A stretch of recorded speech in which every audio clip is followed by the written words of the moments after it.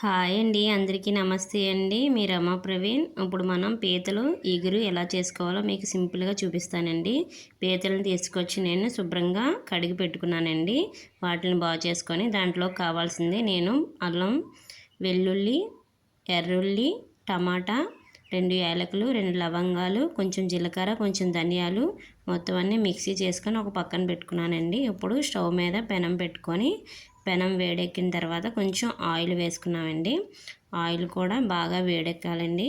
బాగా మరిగిన తర్వాత ఇప్పుడు మనం ఇప్పుడు ఈ పీతలను శుభ్రం చేసి పక్కన పెట్టుకున్నాం కదా, ఆ పీతలు 1 బై 1 వేసుకొని బాగా కలుపుకోవాలండి. బాగా మగ్గనివ్వాలండి. పీతలు పిల్లలకి చాలా హెల్తీ ఫుడ్ అండి. పిల్లలేంటి పెద్దవాళ్ళేంటి అందరూ ఇష్టంగా తినే ఫుడ్ అండి. కానీ ఇది తినడానికి కొంచెం ఇబ్బందిగా ఫీల్ అవుతారు. ఎందుకంటే ముళ్ళులు గుచ్చుకుంటాయి అనేసి. ముళ్ళులే కాదు, అది తీసుకొని తినడానికి కూడా కొంచెం కష్టంగానే అనిపిస్తుందండి. కానీ మన ఓపిక మీద మనం ఒలిసి మన పిల్లలకి పెడితే చాలా మంచిదండి. ఇప్పుడు నేను కొంచెం పసుపు యాడ్ చేసుకుంటున్నానండి. ఆ పసుపు యాడ్ చేసుకోవడం వల్ల దానికి ఉన్న పచ్చివాసన అన్నది పోతుందండి. పసుపు యాడ్ చేసుకొని బాగా కలుపుకోవాలండి. కలుపుకోవడం వల్ల పచ్చి వాసన అనేది పోతుంది. అప్పుడు దాని మీద మనం మూత పెట్టుకుందామండి. ఒక 2 మినిట్స్ మూత పెట్టుకొని అది మగ్గనిచ్చి మళ్ళీ మూత తీసి బాగా కలుపుకోవాలండి.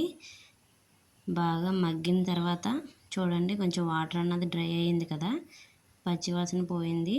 ఇప్పుడు మనం వాటిలోకి మనం పేస్ట్ చేసుకున్నాం కదండి, వెల్లుల్లి, తెల్లుల్లి అన్నీ పేస్ట్ చేసుకున్నాం కదా, టమాటా అన్నీ, ఆ గ్రేవీని అందులో వేసుకోవచ్చండి. వేసుకొని దాంతోపాటు నేను 2 మిర్చి కూడా తీసుకున్నానండి. ఆ మిర్చి కూడా వేసుకున్నాను అందులోని. మిర్చి వేసుకోవడం వల్ల చాలా టేస్ట్ ఉంటుందండి.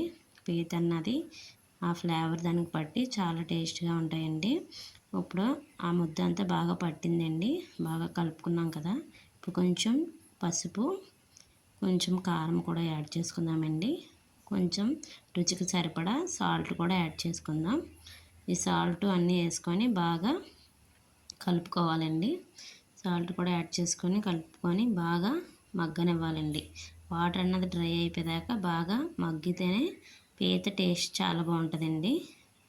ఎంత మగ్గితే అంత టేస్ట్ బాగుంటుందండి. చాలా హెల్దీ ఫుడ్ అండి ఇది. చాలా బెనిఫిట్స్ కూడా ఉన్నాయి పీత వల్ల. తింటే చాలా టేస్ట్గా ఉంటుంది. ఇప్పుడు మనం కొంచెంసేపు మూత పెట్టుకొని 2 మినిట్స్ ఉడకనిద్దామండి. ఉడికిన తర్వాత మనం ఒకసారి కలుపుకుందామండి. కలుపుకొని మనం వాటర్ అన్నది పీత ములిగేదాకా వాటర్ వేసుకోవాలి. మరీ ఎక్కువ వేసుకోకూడదండి. వాటర్ అన్నది కొంచెం వేసుకుంటే, ఎందుకంటే ఆల్రెడీ మనం ఈ వేపాం కదండి, దాంట్లోనే మగ్గిపోయింది బాగా కర్రీ అన్నది. పీత చాలా తొందరగా ఉడుకుతుందండి. అందుకే మనం ఇప్పుడు కొంచెం వాటర్ యాడ్ చేసుకుందామండి.